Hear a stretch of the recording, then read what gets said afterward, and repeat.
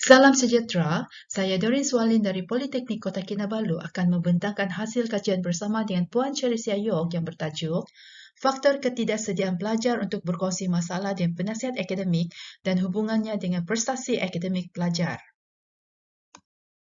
Sebilangan besar pelajar biasanya tidak bersedia untuk menghadapi kemungkinan cabaran yang ditawarkan oleh kehidupan universiti, justru menyebabkan mereka berasa tertekan, putus asa dan berfikir untuk berhenti belajar di awal pengajian.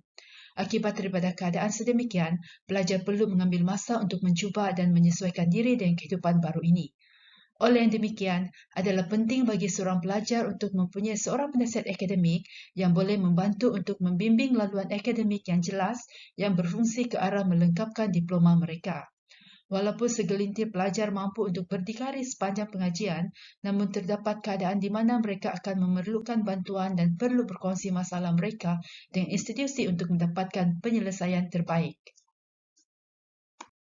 Pernyataan masalah. Perkongsian masalah adalah penting supaya pelajar dapat meluahkan perasaan dan masalah agar mereka mendapat nasihat dan bimbingan yang betul. Namun begitu, bukan semua pelajar suka untuk berkongsi masalah mereka dengan orang lain walaupun dengan pensyarah penasihat akademik mereka. Isu ini timbul berdasarkan penilaian SPARK di Politeknik Kota Kinabalu di mana item berkaitan pelajar berkongsi masalah kepada penasihat akademik adalah sangat rendah untuk semua jabatan. Berdasarkan kepada senario, perlu dijalankan kajian untuk menilai faktor yang menyebabkan tahap perkongsian masalah pelajar dengan pensyarah adalah rendah. Objektif kajian ini adalah mengenal pasti faktor-faktor yang menyebabkan ketidaksediaan pelajar untuk berkongsi masalah dengan penasihat akademik dan menentukan hubungan antara ketidaksediaan pelajar untuk berkongsi masalah dengan penasihat akademik dengan prestasi akademik pelajar. Rasional untuk menjalankan kajian ini adalah menentukan strategi untuk menyesuaikan diri dengan pelajar, menentukan sikap pelajar sama ada pelajar suka berkongsi masalah atau tidak, dan menambah baik sistem penasihatan akademik di Politeknik. Metodologi kajian yang digunakan adalah responden kajian yang terdiri daripada pelajar Politeknik Kota Kinabalu iaitu menumpukan kepada pelajar Jabatan Perdagangan. Instrumen kajian yang digunakan untuk mendapatkan data adalah menggunakan soal selidik melalui Google Form dan dinilai menggunakan skala Likert 5 mata. Data yang diperoleh akan dianalisis menggunakan deskriptif dan regresi linear. Penentuan tahap adalah nilai skor min akan diterjemah kepada nilai tahap seperti yang dicadangkan oleh Ngadiman et al. 2019 seperti berikut. 1 hingga 1.99 lemah, 2 hingga 2.99 rendah, 3 hingga 3.99 sederhana, dan 4 hingga 5 adalah tinggi. Hasil kajian terbahagi kepada 3 iaitu kekerapan berkongsi masalah, faktor ketidaksediaan pelajar untuk berkongsi dengan penasihat akademik, dan hubungan antara ketidaksediaan berkongsi masalah dengan penasihat akademik terhadap prestasi akademik. Dari segi kekerapan berkongsi masalah, didapati bahawa daripada 120 responden, 33 responden menjawab jarang, 19 responden menjawab kadang-kadang, 1 responden menjawab kerap, 1 responden menjawab sangat kerap, dan 66 responden menjawab tidak pernah.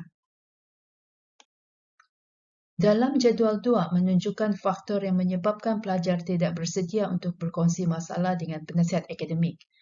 3 faktor tertinggi adalah KM2, min sama dengan 3.91 iaitu pelajar lebih suka simpan masalah seorang diri. KM6, min sama dengan 3.83 iaitu pelajar sukar untuk bercakap dengan orang lain tentang perasaan atau masalah pribadi. Dan KM4, min sama dengan 3.79 iaitu pelajar mempunyai cara lain untuk menangani perasaan mereka sendiri.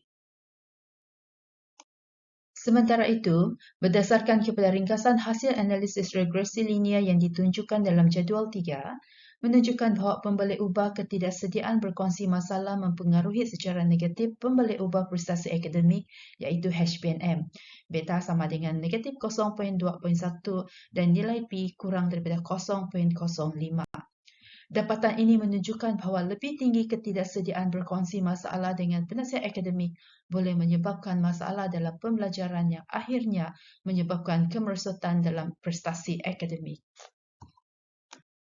Berdasarkan kepada hasil kajian, beberapa cadangan kajian dicadangkan iaitu menasihati pelajar meningkatkan kebolehan pelajar untuk menggunakan sumber yang disediakan oleh kolej untuk pelajar mereka, membimbing pelajar untuk kekal dalam landasan yang betul dalam kursus akademik mereka dan membuat susulan dengan semua kemaskini dan keperluan untuk menamatkan pengajian juga merupakan objektif penasihat.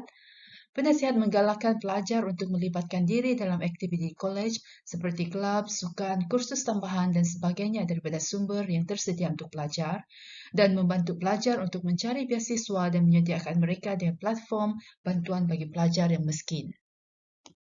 Kesimpulannya, secara rumusannya terdapat 3 faktor utama yang menyebabkan pelajar enggan berkongsi masalah dengan penasihat akademik mereka, iaitu pelajar lebih sukar simpan masalah seorang diri, sukar untuk bercakap dengan orang lain tentang perasaan atau masalah peribadi, dan mempunyai cara lain untuk menangani perasaan mereka sendiri.